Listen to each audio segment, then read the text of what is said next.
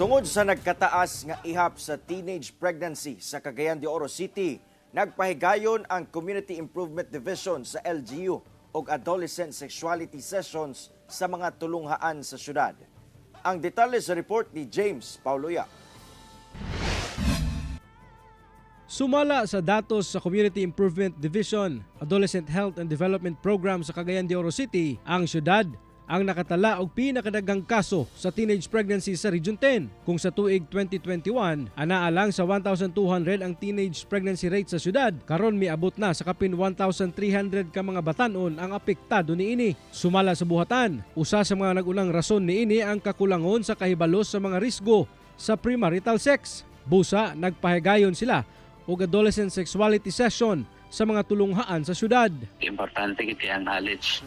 Labi na ka ng kabalo na beta sa mga tentasyon sa mga bata karon pati na sa ilang makita nila sa social media nga medyo gina-normalize na nila ang mga sexual nga mga behavior.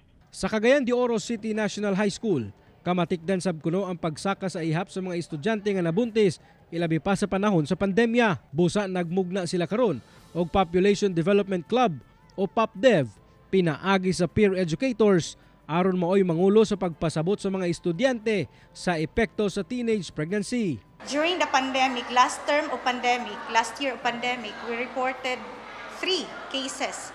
But last school year, we had 12 cases. As much as possible, dili lang sa gid mag-uyab-uyab, sir. And kung mosulod man ka sa RS kay kaning dili ka makipag-intersex bitaw, sir, para iwas na pod and para dili pod kaning delikado pod para di pod ka ma-burden sa family ug sa communities. Sa karon, miabot na kuno sa kapin 7,000 ka mga estudyante ang naabot sa Community Improvement Division.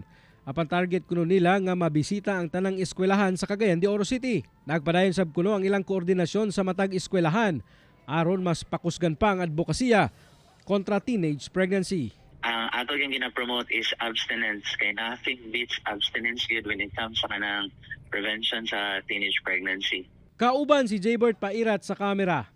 Ako si James Pauliap para sa At Home with GMA Regional TV.